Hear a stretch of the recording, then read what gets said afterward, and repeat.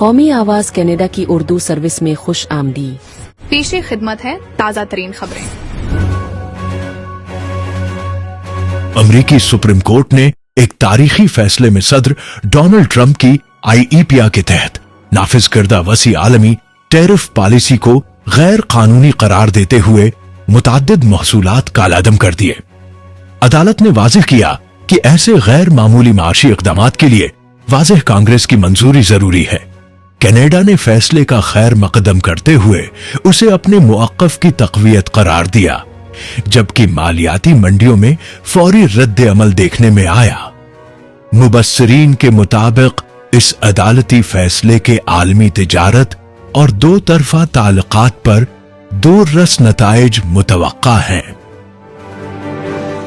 قومی آواز کے ٹورنٹو اسٹوڈیوز سے اب تک کے لیے اتنا ہی۔